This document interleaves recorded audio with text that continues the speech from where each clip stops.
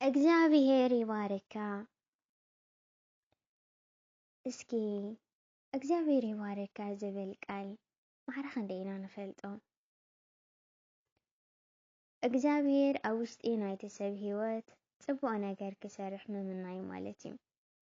እግዚአብሔር ይባርካ ክንብል ከለና ናይቲ ሰብ ህይወት ጽቡቕ ክኸውን ንምንየሉ ኣሜን ዝብል መልሲ ዝህበና ሰብ ድማ ብመንፈስ ቅዱስ ዝተሓተመ ናይ በረኸት ቃል እዩ። ምርቓ ናይ ሽማግለታት ወይ ድማ ናይ ዓበይቲ ቦታት ወይ ናይ ካህናት ጥራሕ ኣይኮነን። ኩሉ ክርስቲያን ንሕድሕዱ ክመራረቕ ይግብኦ።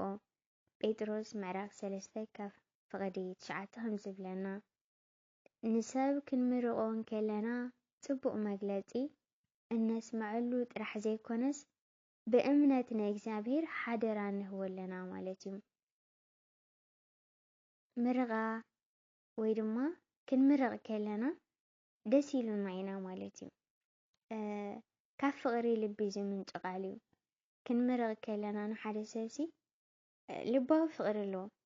ደስ ከይበለና ደስ ኢሉኒ ክንብል ብዙሕ ግዜ ንሽገር ኢና ማለት እዩ።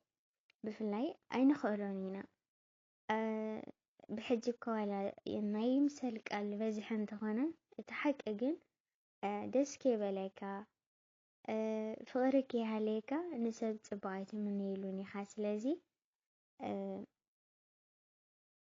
ነቲ ሰብ ብምርካብና ደስታና ብምግላጽ ሰይጣንካ ነቲ ሰብ ዋጋ የብልካ እንዳበለ ሕሽኽ ዝብሎ ቃል ከም ምጥፋእ ከም ምድምሳስ እዩ ማለት እዩ።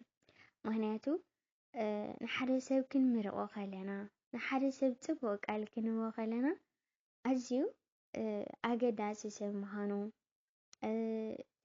ብዓቢኻ ጠቓሚ ሰብ ወይ ድማ ኣዝዩ ዋጋ ዘለዎ ሰብ ምዃኑ ስለንነግሮ ኣለና ማለት እዩ። ናይ በረኻ እንስሳታት ንምርኣይ ንላዕሊ ወይ ድማ ንኸይድ ኢና። ካብ ባሕሪ ብመርከብ ጌርካ ምዝንጋዕ ንላዕልኻ ንሓውኻን ሓፍትኻን ምርኣይ ይሐጉሰካ ማለት እዩ። እግዚአብሔር ይሓግዘኒ ትብል ከለይቲ ቃል ኣላ። ሕጂ እግዚአብሔር ይባርካ ክንብል ከለና እንታይ ማለት እዩና? ንሓደ ሰብ ጽቡቕ ንምንየሉ ጽቡቕ ህይወት ክነብር እቲ ሰብ ኣሜን እንተደኣ ኢልኻ ብመንፈስ ቅዱስ ዝተባረኸ ቃል እዩ ማለት እዩ። ምርቓኻ ልክዕ ሓደ ሰብ ካብ ፍቕሪ ዝመንጨወ ንህቦ ቃል እዩ። ካልኣይ ነቲ ሰብ ድማ ኣገዳሲ ሰብ ምዃኑ ዋጋ ዘለዎ ሰብ ምዃኑ ትብዓት ከየልዮ ጽቡቕነት ክስምዖ ሰይጣን ዋጋ የብልካን ሰይጣን ኣይትረብሕን ኢኻ ዝብል ናይ ዓርሰ ምትሓት ቃል ኣብሒሉ ነው ዝስምዖ። ንሕና እንታይ ንገብሮ ኣለና? ነጥፍአሉ ኣለና ማለት እዩ። ተኻልይቲ ነጥኻ እግዚአብሔር ይሓግዘኒ ንብል ኢና ኩሉ ግዜ ብምባል ቃል ዝኣተነዮ ነገር መእሰሪ ናይ ልሳና ሓይሊ እዩ።